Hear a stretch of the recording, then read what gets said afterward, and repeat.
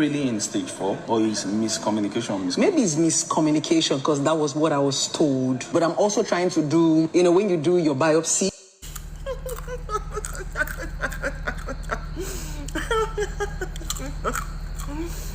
Yo guys, if you want to see the true definition of crazy, now for those of you who don't know who Blessing CEO is, please pay close attention. Now, she is a Nigerian influencer. She's also known to be a therapist, relationship therapist and all that, and a lot of people liked her.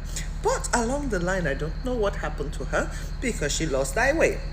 I think there's something seriously wrong with everyone who follows this woman, because if you cannot see madness from a mile away and walk away from it, but no, majority of you need this kind of information, need this kind of toxic energy in your lives, because if there's no drama online, you cannot survive on your own.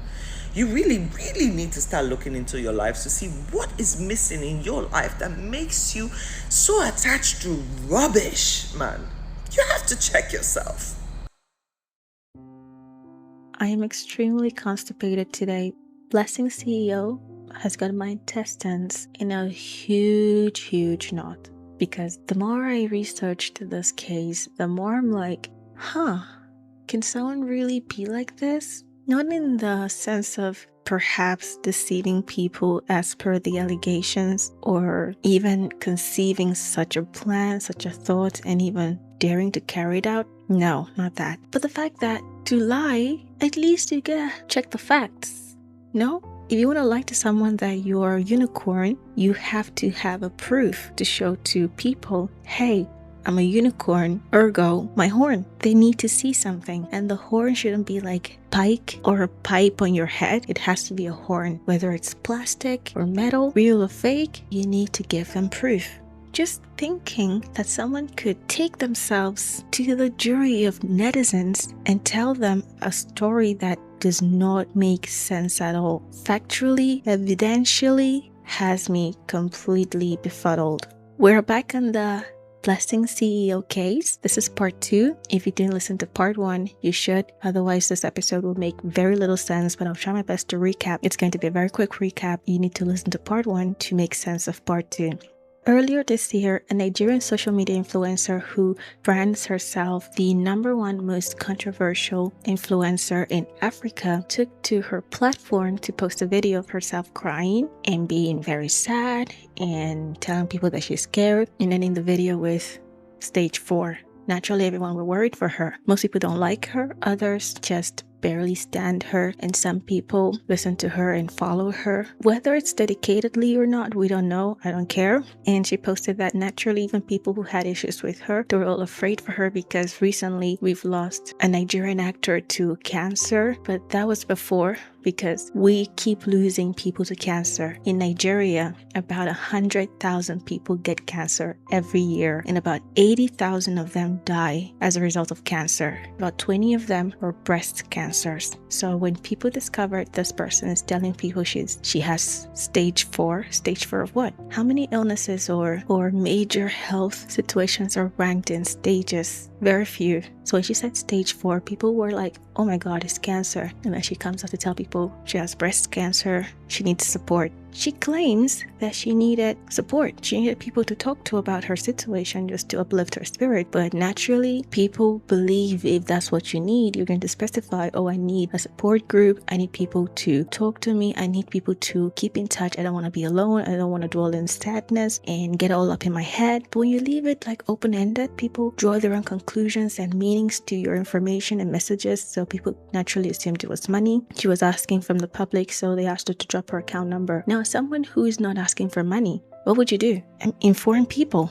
Oh, you misunderstood me. I'm not asking for money. I'm above that. I'm a bad bitch. I can afford this. I just need someone to talk to. I need someone to keep in touch with me always, so I'm not alone during this stage in my life. But no, she drops a bank account. People donate money to her. And before this time, she was extremely controversial. She hops on every conversation. Nothing is off limits. She is like all up in people's businesses, posts something that has nothing to do with her, she's going to have something to say about it. Always finds herself in the spotlight with cases like telling the public she owns a mansion. Turns out it wasn't hers. It was someone else's house she was claiming to be hers. And she had this huge problem with the authorities. It got resolved. And the next year she announced again, oh, I have a house this time. It's my house. I built it myself. Once again, she was on the news again for dating some guy who was also equally controversial. Now, people are asking her, can we see proof? Can we see evidence that you're actually sick with cancer? Because we've donated money and now we're watching you, observing you, and you don't act at all like someone with cancer. So show us the proof. And she shows the public a medical report that had her name on it, and it said she had breast cancer. But soon after, there was a woman who came out to say, no, actually, this is my report. This report was issued to me from this hospital by this doctor, and it had my name on it. But she got her grubby little hands on it and photoshopped the name to her name, but it's not hers. So, as you can guess, media got a hold of the information, started running it, and now people are asking her, come out and defend yourself. This episode discusses allegations, investigations, petitions, and reported legal proceedings involving public figures. Some matters remain disputed or subject to ongoing legal processes. Listeners should distinguish between allegations, opinions, investigations, charges, and court-established facts. Nothing discussed should be interpreted as finding of guilt where no court has reached such conclusions. Please do your own research. Listener discretion is advised.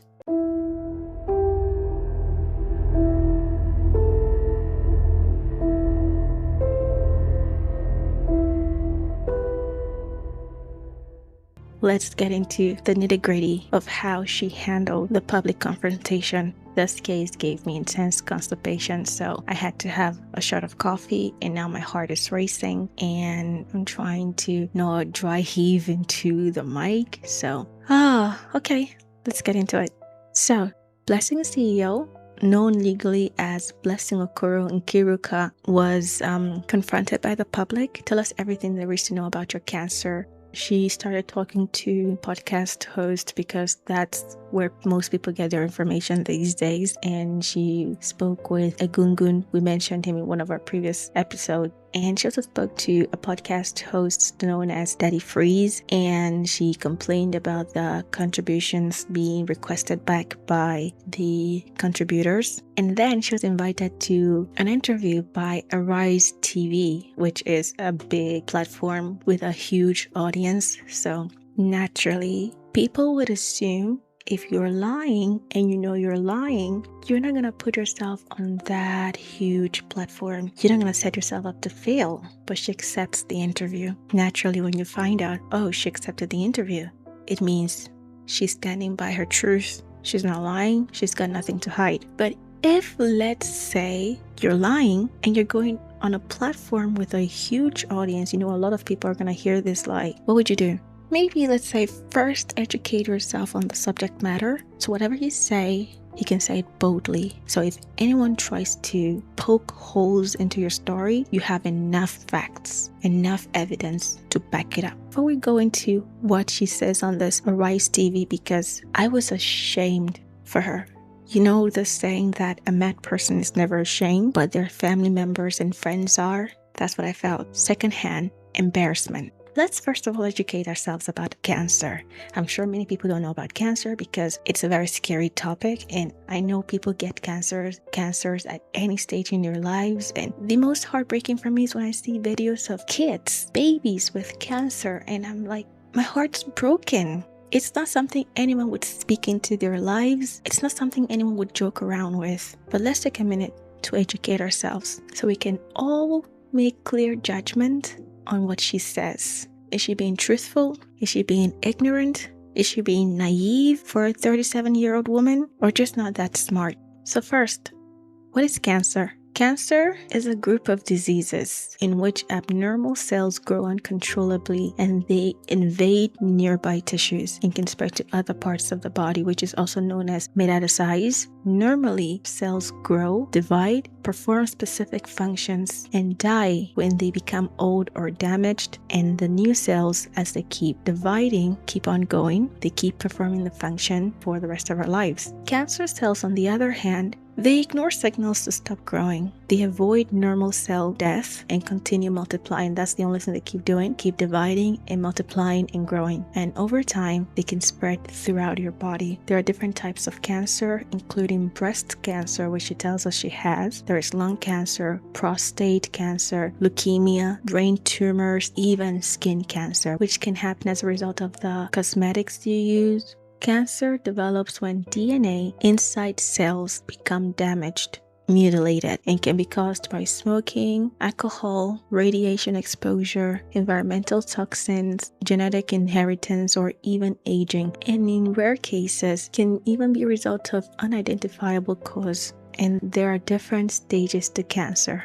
Most solid cancerous tumors are classified from stage 0 to stage 4. Stage 0, you have an abnormal cell existing in your body but hasn't moved to any surrounding tissues. I'm not talking about organ. Surrounding tissues in that organ that you have the abnormal cell. It's like, say, you have a pebble in your breast, but that pebble is just a pebble. It hasn't affected any of the surrounding tissues in your breast. So all the doctors have to do is operate on it, take it out, all is dandy. Life goes back to normal. Life is good.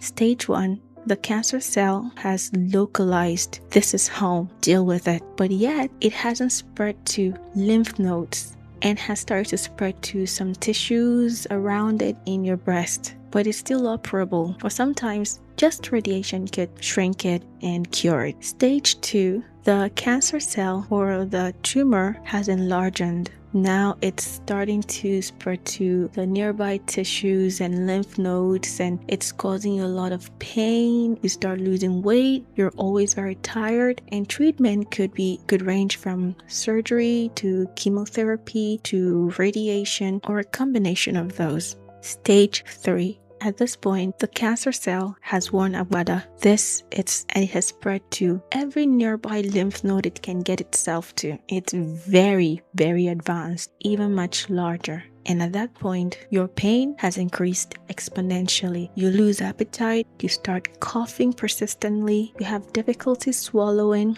especially if it's esophageal cancer, and you start having changes in your bowel habits if it's colon cancer. And treatment is usually aggressive chemotherapy, radiation, surgery, if possible, and different types of targeted therapies. It's a very serious situation. One look at you and people will know there's something seriously wrong with you. Stage 4 is the baba of all the stages. The cancer has spread to distant organs like your liver, your lungs, your brain, your bones, and the symptoms are usually severe fatigue. Keep note of these symptoms because she tells us she has stage 4 cancer. At this point, you start feeling severe fatigue, significant weight loss, chronic pain, organ dysfunction, breathing difficulties, neurological symptoms even, where you start feeling depression, feeling fear of even dying. Treatment is usually aimed at controlling the disease, extending your life, and improving quality of life. But at stage 4, doctors aren't really aiming at curing the cancer because at this point it has spread to major organs: liver, lungs, brain, bones. Brain surgery alone is very fatal. Bone surgery, these are major surgeries. You could survive one, but can you survive all? This stage, it has spread to those organs most likely. So doctors aim at least giving you a few more months or maybe even years if possible. So they aim at improving your quality of life, prescribing medications, therapy, and help to keep you in a positive mindset so you can enjoy your final months or years with your family. You're going to be very frail. Keeping that in mind, as she tells people she has cancer, she posts her account number. People start to donate money to her. She makes a video. In the video, she's like, I am so loved. I am extremely loved because even my enemies donated money to me for my treatment. You don't know how much you're loved until you need help. I am so loved. And she sounds healthy. She sounds strong. Her voice Not a single sense of fatigue in it, no shortness of breath. She looks very healthy. One of the ways to know if you are loved is when you have problem. I say even my enemies give me money. My enemies wanted me not to die. They gave me money. That is love. If you want to test if people love you, have problem. You know if you are loved when you have issues. Strangers, my enemies gave me money, and you are here crying. People start asking questions like, where's the hair loss? Stage 4? You should be bald as a seal. Where is the hair loss? Tell us, where is the hair loss? You seem to have a lot of energy to attack people online. You seem to have a lot of energy to have opinions, have says on public matters that don't involve you. Where is the enlightenment? Because there seems to be this, deep sense of enlightenment when you know you're about to die. Life takes a whole new meaning. You start reflecting on all your life decisions and choices, and you try to connect with your family as much as possible because, sadly, as horrible as it sounds, your days could very much be numbered. So you try to make the best out of that time you have. When you're inching close to death, people reflect. They take a moment to evaluate their life. How will I be remembered? What do I want my family to think or feel when they think of me? Let me create the most happy memories with them now so they don't remember me as sick and weak and frail. They'll remember my last days as happy. But you're here, having comments about Frederick's divorce from his wife, Peggy, having opinions about every other matters that don't concern you, and some online influencers, celebrities, bloggers, media persons, they all came online to say, no, don't be deceived. She's a liar. We know she's lying. She's an attention seeker. There is a reason that she's doing this, but it's definitely not cancer. Look at her. She has a cancer. Blessing tell una say she dey stage 4, una help and add cancer. Who tell una say na cancer? Stage 4 can be anything, can be stage 4 of madness, can be stage 4 of weary. Stage 4 can be anything. Una dey pity say na cancer. Who tell us na cancer? And as you don't enter stage 4, like, it's very, very risky. Catch and hold and tie and rope. Person will not go tie rope before you enter stage 5. Now they say cancer. Hold and tie them. A jobless, broke woman that had to lie with cancer to extort money from gullible Nigerians. All of you came for me. Oh, you're bitter. Oh, you're this. Oh, you like saga. I'm not a saga person. I've never been involved in any saga before. Aside from me being friends with Judy Austin, I don't think I've ever trended for any wrong reasons. I have never stolen what is not mine before. I have never stolen anybody's property before. I've never claimed what I'm not before. And I don't say this woman fits with clouds, with lies. Someone that built a brand on lies, you want to believe her? What does she do? She sits in her car, props the camera in front of her, steady footage, and she tells people, okay, I will be back. Okay? I will be back. All of you are taking this to make fun of me, mock me. Cancer is not a thing to joke with, but know that I will be back. And when I'm back, I will address every single one of you. Just give me 3 months. I will be back. Cider budge. Cup no dey sour. If I start with you now, you start running your mouth. People will now be saying, blessings. Somebody said to me on Facebook, so Blessing, you sting your mouth for saga.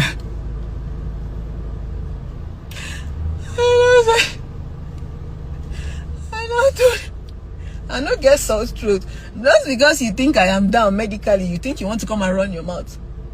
By the time I get on my feet and I'm strong, even if it's after 1 month, 2 months, 3 months, I will rewind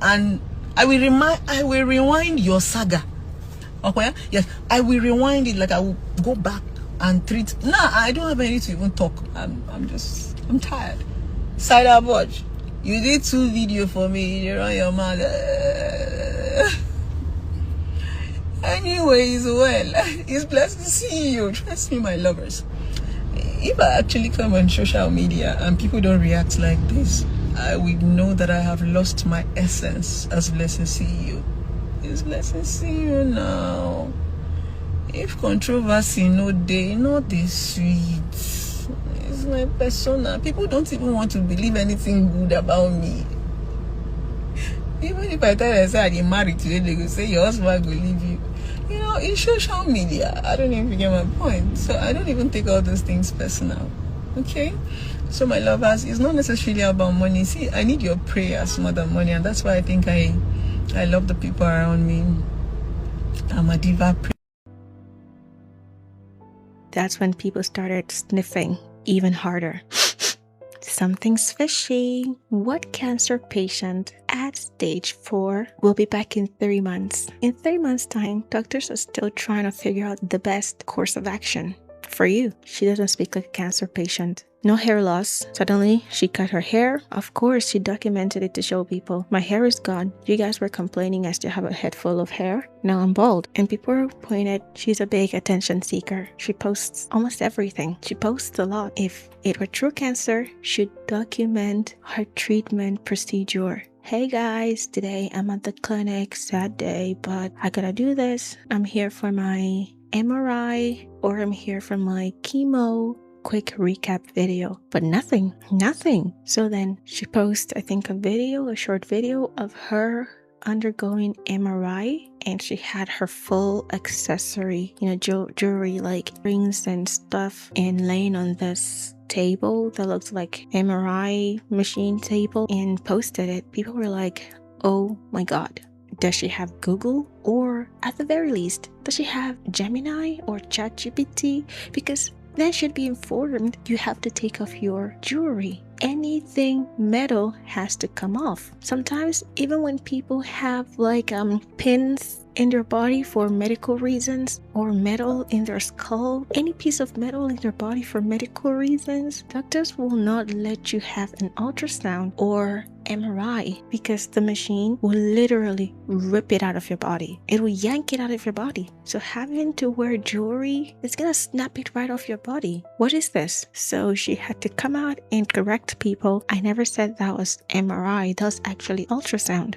It's not MRI. Come on, guys. I'm not that dumb. It's ultrasound. Yeah, MRI, you have to take off your jewelry, but this was just ultrasound. So it's fine. Relax, people. After too much uproar from people, she goes on this Arise TV. The host invites to the table a lawyer and a doctor who is actually a surgeon who works at a teaching hospital, which is a government hospital. It's a teaching hospital where she actually teaches students. So if anyone's going to know what they're talking about, it's going to be a high-level doctor, a high-level surgeon who is qualified to take students under her wings and teach them to be qualified and competent doctors. So on the interview, those two are invited over and tell them, oh, we're going to invite Blessing over so we can all ask her questions. If you have any matter you want her to clarify, please ask her. She gets invited over.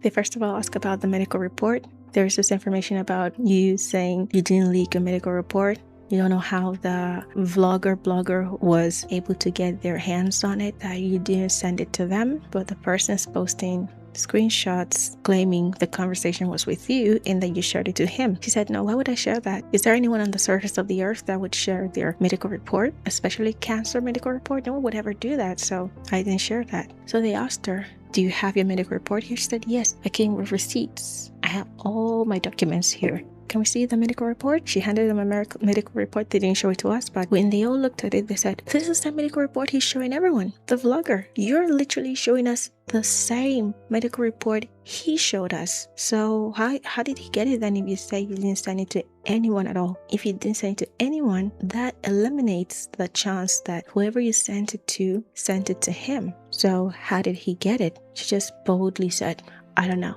I didn't send it. I don't know.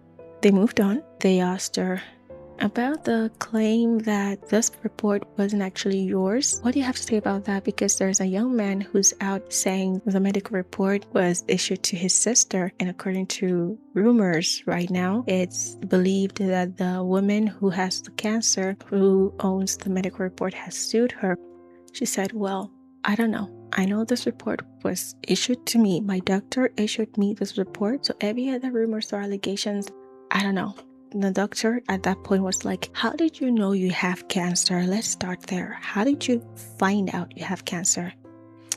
In 2025, I went to the doctor for medical checkup, got full body checkup. So the doctor examined my breasts and felt a lump, just like that. He felt this lump and told me, you have a lump. We need to figure out what it is. And I said, hell yeah, do it. So he took a sample of the lump, ran a test on it, came back and told me, yeah, non-cancerous.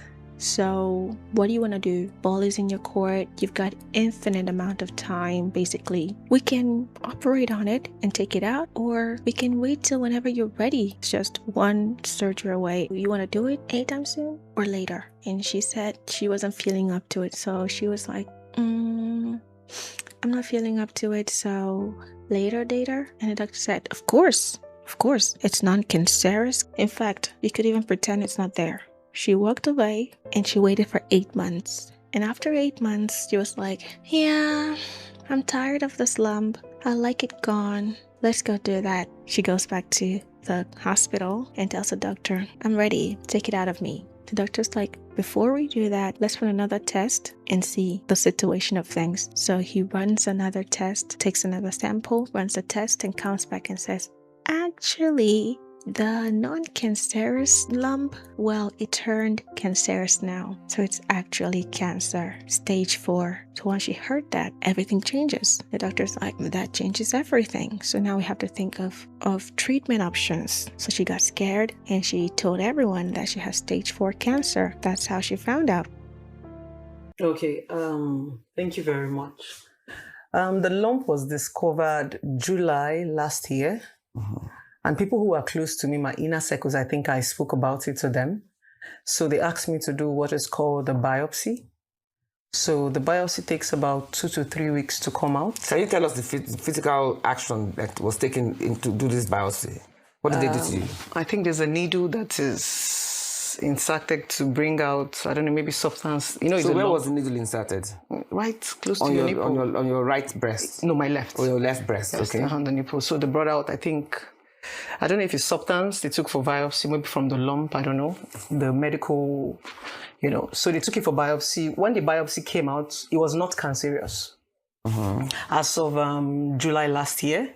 So I think the biggest mistake I made, I told the doctor that I wasn't ready for the surgery, like to take out the lump. Can I, go about my normal life? Then when I'm ready, he said, okay, fine, so long as it's not cancerous.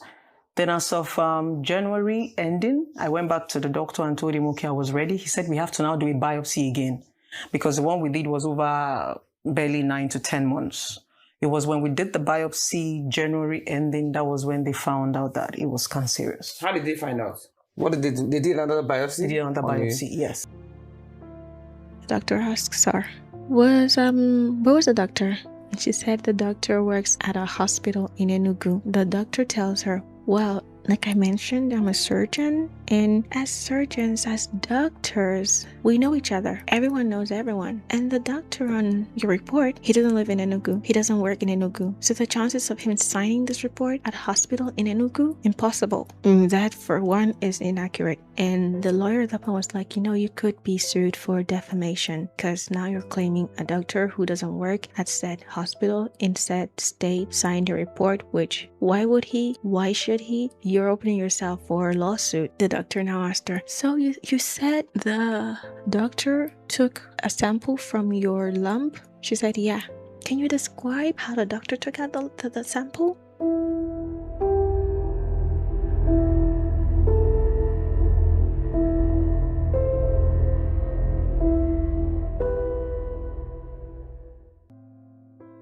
At that point, I was crying. I was screaming, no, because just from watching, again, The Good Doctor, I'm like, I know more about cancer than this person who's telling a whole country she has cancer.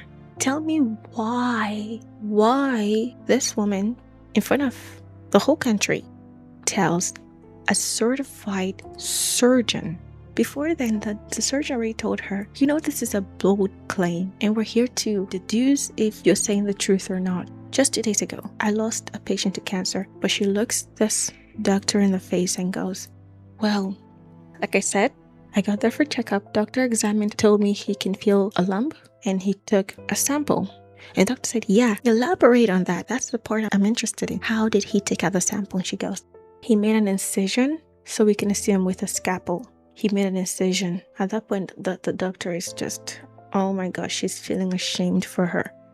He made an incision, and I wish the doctor didn't interrupt her at all so she could bury herself further, because at some point the doctor couldn't listen to the absurdity anymore. She had to cut in, interrupt her and say, woman, everything you're saying is factually incorrect. I do this for a living and everything you're saying is totally absurd. No doctor on earth would ever do that. But I'm getting ahead of myself. She tells the doctor, my doctor made an incision on my boobs. The doctor on the show asked her, where? She said, under my boobs, because the lump was somewhere under my boobs. He made an incision. He brought a machine. People of God, I repeat, he brought a machine. Using the machine, he took a sample from the breast through the incision. The doctor asked her, what did the machine look like? She thought for a minute. You can literally see her brain calibrating, trying to come up with an answer. Lie or truth? Probably lie, in my opinion. Nothing comes to mind. So she goes, I was laying on my back and the doctor is down there doing the extraction. So I couldn't see anything. Really? Even when you go to a gynecologist for a checkup or for any medical help, you watch. You look at everything that's being used on you, every tool. You ask questions. You want to know what they're using. Sometimes just out of fear. Is it going to hurt? Is it going to feel invasive? You want to know. Even if you go to the hospital for a flu shot, then you know it's just going to be a syringe. So nothing different, nothing new. Naturally, we want to see the syringe. Is it new? Is the medicine bottle sealed? Are they doing everything properly? Are they administering the injection properly? We want to see. But here's someone trying to perform a biopsy on your boobs and you're saying you weren't curious to see what tools were being used? The doctor asked her, okay, so after performing the biopsy, they ran a test, came back and told you, and what next? She said, the doctor said I could do it as surgery now, come back later. I chose later. The doctor was like, no doctor on the surface of the earth would tell you to go and come back later when you're ready. Even if it's not cancerous, sometimes, in some cases, possibly rare cases, biopsy could give a false positive or a false negative. The only way you can be 100% sure in rare cases is by taking out the lump completely from the site. Even if it's negative, it's not cancerous at all, no doctor is going to leave it there. First of all, what if it's one of those rare cases where it shows negative but it's positive? Or even if it's truly negative, non-cancerous, it's just a few hours surgery. You could get admitted, operated, and also discharged on the same day. What's the reason to tell the patient, oh, go and come back whenever you're ready, like say 8 months later when we can just deal with it now, and you walk away at the end of the day, same day, problem solved. The doctor tells her, listen, woman, when you go to a doctor and you have concerns about a lump you feel in your body or they figure it out themselves, first thing they will do is perform imaging, because the imaging will show exactly where the lump is and the extent of the lump. Is it localized, or has it spread to other lymph nodes or organs? And once they figure out the stage of the lump, if it's just in one area, one spot, then they perform biopsy, which could be fine needle or core biopsy. Fine needle is usually a long needle, thicker than regular injection needle, which is inserted directly at the spot the lump is, which the doctor knows exactly where from the imaging, and a sample is extracted. That sample is then tested on, and the doctor can confirm if it's cancerous or not. If it's not, they likely operate same day. If it's cancerous, then they discuss with you possible course of action. The doctor explained this to her before asking her to describe how the biopsy was carried out by her doctor. The doctor first of all explained to her, oh, doctors will perform imaging and then biopsy, which could be fine needle or core biopsy, before being able to determine if your lump is cancerous or not. After saying that, the doctor asked her, how was yours carried out? So after hearing that biopsy could be fine needle, this woman still went ahead to tell the doctor that an incision was done on a machine was used? What part of using a needle requires an incision? Even a grade 1 kid, after hearing fine needle for biopsy, would likely lie, oh, a needle was used to stab right where the lump was and a sample was extracted. Medically correct. But she went ahead to say, oh, an incision was done, machine was used, but I didn't see the needle. I didn't see the machine because I was laying on my back. So walking into the hospital, you go to a normal doctor. I don't even know what they're called, but you went to a doctor, he examined, he found the lumps. Okay. That was when he said, let's do a biopsy. I don't know what a biopsy is. Without an imaging? No. That's very strange. No imaging because... Is that possible? It's not possible. It's not possible. Because biopsy is very invasive. Nobody will grab your breast and just do a biopsy without an imaging. There was no imaging. Was it the left breast or the right breast? The left breast. Okay. So they didn't do an imaging. They just said, go for a biopsy. It was when I went for the biopsy, it took about by was then. Was it painful? What was the biopsy process like? Yes, what was the process like? Explain it to us. I think they gave me a little, I don't know if it's anesthesia to like numb the pain a little bit. Then an incision close to the navel. And what came out? That's not the procedure. We don't do an incision. I don't know what, but something went into my... Okay, so my results are here. Are you saying that's false? It's not possible to... No, it's not sounding like a fine needle. It's not sounding like a core biopsy. It's not sounding like a fine needle. We use a needle. It's a needle. This one is like how do I put it? I call it a machine. I don't know the right terms. Oh, listen, you're mixing things up. We don't use machine for biopsy as well.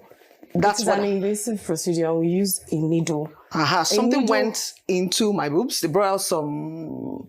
I think they said what part of your boobs was it? Exactly. What type of your boobs? The lump was found under my boobs. It moves sometimes. Sometimes it looks as if it beeps. So I think around that place, I think they said they bring out. I don't know if this particle of the lumps or thereabout. That's what they say. Yeah, they took for the biopsy. A machine. Sorry, is that maybe a pin? No, it's medically feasible. No, it's a long needle. Maybe that's what has a trigger. Okay. How do I? Was it like 2 inches long, 1 inch long? How was the needle? I was lying down, so not like you're seeing exactly what is happening. And I'm not in the medical term, so I don't want to say the things that.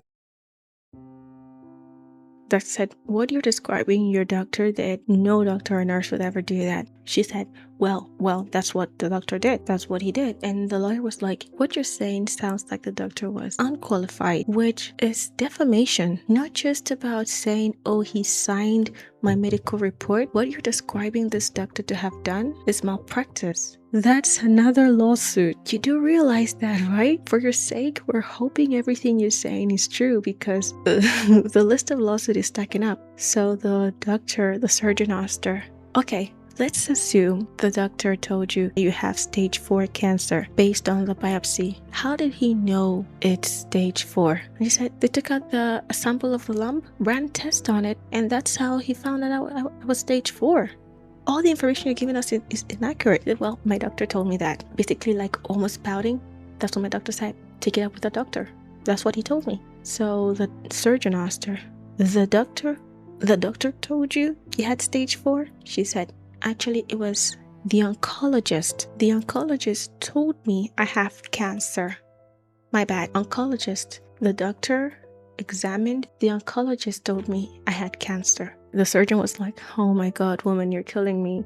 Doctors will figure out if you have cancer and figure out the stages. Then they will discuss with the oncologist about your possible course of treatment alongside discussing with you as well. Then when they agree on a course of treatment, that's when the oncologist comes in and helps with your treatment. Oncologist will not break the news to you that you have cancer. It's your doctor that will do that. So I'm interested to know the type of doctor you saw. What type of doctor? It's an oncologist. Okay, so now, fantastic. So I work in a teaching hospital. We don't send patients to an oncologist unless you have a biopsy, core biopsy result. Well, she hadn't had because usually you start with a general surgeon. General surgeon will establish the fact that it is cancerous. And oncologist is not the first person. Based on the fact that you even said the person said it is not cancerous, no doctor will send you. That's why I'm interested to know the doctor. No doctor will send you to an oncologist with a non-malignant result? Like I said, you go into the hospital. I noticed a lump on my boobs. Was it Lagos or Enugu? Because I It know was in Enugu. Okay. So I went into the hospital. Complained. Was it a teaching hospital? No, it wasn't a teaching hospital. It was a private hospital. Okay, and it has an oncologist. The surgeon at that point was so fed up, just told her, "Woman, you studied economics in school, right?" She said, "Yeah." And I'm like, I thought she was a therapist. Therapy, psychology. Anyways, the surgeon was like, as someone who studied economics, you are someone who's well-versed research, data, numbers, facts. I believe if you have cancer, you would know more about cancer because you seem to be clueless. Absolutely no idea about the condition or the illness you say you have. Like I said, I deal with a lot of cancer patients, and most times when my patients find out they have cancer, every time they come in to see me, they come in with new suggestions, new trials, treatments. They even come up with research that I am not even aware of. They read about it. They know a lot about cancer. They can have a properly educated conversation with their doctors. You're clueless. And she responded, "I will read more about it to get myself familiarized with it." The doctor was like, "No, at this level, you should know a lot from extensive discussions you've had with your doctor. You should know more to have a valid conversation with me. By now, you should have known a lot." When I see patients with chronic medical conditions, they know their condition in and out. Like sometimes they even know new researches that I have not even heard of because they are trying to survive. I find it very strange that you are mixing radiologists, oncologists. I feel like it's something you should know. No, it's not something I should know because cancer is not something I am aware about. I've said it over and over again. No, but you've been given this. It's been 2 weeks since you came out to talk about this, and you mentioned stage 4. That was the first video I ever saw from you. Yes, that was stage 4. How did they come about that stage 4? I'm not supposed to know. So maybe at this point we are going to be... That's what I'm trying to say. At this point, we're going to be asking the medical doctor. So when this whole shenanigans came out on social media, everybody just said, let's get a second and a third option. Okay, so let me say something. Exactly, how did you know it was stage 4? Because you seemed quite confident with that stage 4. Because that was what I was told. I'm not a medical doctor. How is it possible to say you have stage 4? It was that same Enugu doctor. Yes. Is it on your report? Exactly. You need to show the doctor. I will share. Yes, I'm interested I would share. So this is your stage 4 report. Is it the doctor that told you that it was stage 4? Yes, the doctor. By the time you went there the second time? Yes. But just based on seeing you was when you calculated that it was stage 4? I do not know them. I don't want to say. What do you understand? Because if someone tells me something, right, I would go and read up on it. Right? So what did you understand by stage 4? Because I'm assuming that you don't want to die, right? So if someone tells you stage 4, it sounds advanced, right? Or you don't know that. Yeah, that's the reason why I broke out on social media. Social media to answer the question for you. What was social media? What was your goal on social media? Now, as a medical practitioner, when they tell you have cancer, it's already traumatic alone. Okay. I didn't even have the guts to go and start reading. In fact, the major reason I came on social media was I wanted to see people who have experienced the same thing. Cancer center, to do the same stuff. So they gave me a couple of...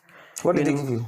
I did my whole stuff, so they asked me to what are the stuff? Because you need to be more... You have to be very, very specific now, please. I'm not a medical doctor. You can't say that. You can't have an ailment that is exactly, it's life-threatening. You can't say that. So, yes. So these are the tests I'm running. So maybe when the test... not that you have run. No, they just asked me to. So by stage 4, shouldn't you have already run those tests? They didn't ask me to run this, so it is not my fault. I know, but I'm curious as to how you came to the stage 4 conclusion. That was what I was told. She flip-flopped more than a fish. I've never seen anyone bounce lie to another lie to another lie.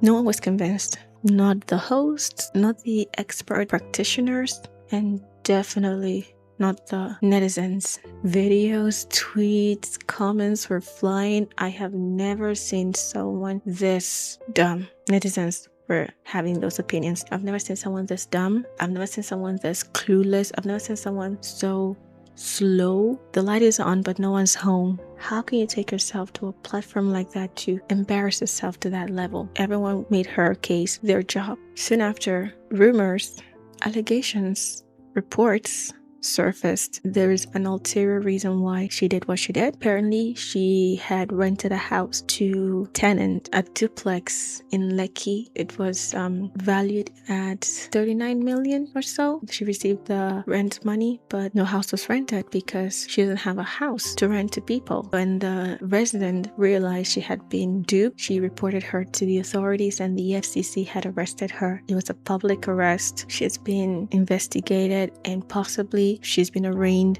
to court on charges of fraud and other sorts of charges. There's also a rumor, allegations, report, whatever the right word is, that she also defrauded a clinic on beliefs of business and she took about 69 million from them. No business, so she's being sued for that as well. So based on these fraud activities where she took money from people and they're after her, she likely had spent the money, couldn't pay them back. She decided to have a major life crisis to garner sympathy from the public and the nation to solve her personal bad life choices. Right now, we really don't know where that's going to lead. If there are more information about that, I will leave it as a pinned comment on this episode. But if it's really true that she did this for financial gain only, then it's despicable. Honestly, because cancer is not something you just lie about willy-nilly. It's a nightmare to many people worldwide. So many people, after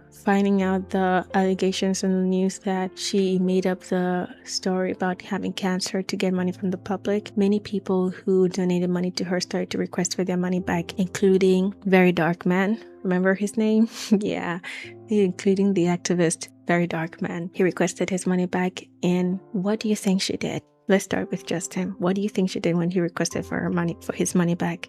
Our ever consistent #1 controversial social media influencer took online to post a video where she's sitting on a couch, where she's so relaxed and saying, well, VDM is asking for his money back. Well, if he wants his money back, he's gonna have to wait for me to sell my wigs first before I can pay him back.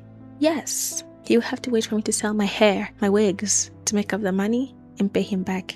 Is that how one should act? This is someone who was compassionate towards you in what was believed to be one of your darkest times, and you're acting like this? She told the public, oh, by the way, public only donated like 11 or 13 million, but there's news that there was more money donated than that. One of her sympathizer donor sent her a legal letter requesting for his money back. Is it true? Is it doctored? We don't know, because these days anything could be doctored, just like she doctored a medical report. But if it's true, the donor requested for 20 million naira from one donor. So if you're telling us you got about 11 or 13 million naira donated from everyone collectively, how do you explain one donor sending you 20 million? That alone just tells everyone you lied. So if you're lying about the money, what else are you lying about? Right now, we do know there are reports of charges, court appearances, allegations of obtaining money by false pretense, and we're still waiting to see how that ends. And again, I'll leave it as a pinned comment on this episode when we have that information readily available to the public.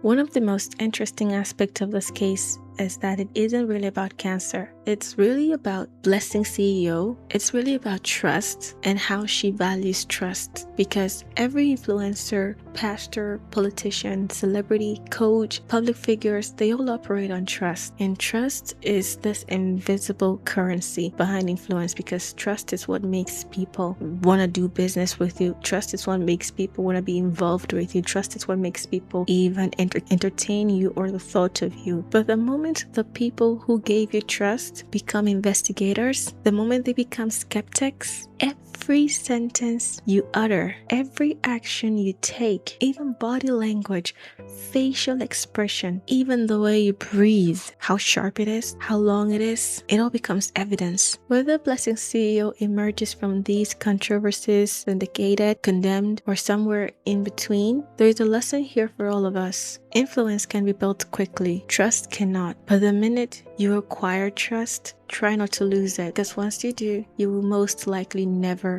get it back ever again. How do you come back from a scandal like this? For years, Blessing CEO built one of Nigeria's most recognizable online brand. She mastered attention, she understood controversy, she learned how to keep people watching, even if they were cringing while watching, even if they were rolling their eyes and kissing their teeth. She mastered all that. She mastered every attention is a good attention. Every publicity is a good publicity. But the greatest challenge to her reputation always came from questions, claims, and most recently, her evasion to questions. Many Nigerians believe they deserve answers, and honestly, I wouldn't cover a case like this if she didn't publicize it, because if you're not announcing it, then you owe no one any answers. But the minute you announce it to people, it means you need people to be interested, so you need to provide information. But the minute you take money from them, you owe them every single answer, owe them every shred of proof of demands they request. Like the Arise TV host and their interview with her, I'm on the same note. My prayers are with her, and for her sake, we all hope that what she's claiming is true, because I don't see her coming back from this. Nigerians have very short memory. We do. We move on very quickly. But there are some things that even when people try to move on, the minute you squeak, they'll remind you. The minute you breathe too loud, they'll remind you. Thank you so much for joining me today. If there was any part of today's episode that was incorrect, factually or medically, please do let me know in the comment below. If there was any information that should have been a part of it that I was unaware of, please also do let me know. And if there's any topic you'd like for me to discuss next, also let me know in the comment below. Please like, share, and subscribe. It really helps with the algorithm. It supports the show. Take care of yourself, please. Be your brother's keeper. Live and let live. Until next time, this has been Mysteries Naija, and I'm your ever professional Esther. Stay critical. I'll see you soon. Bye.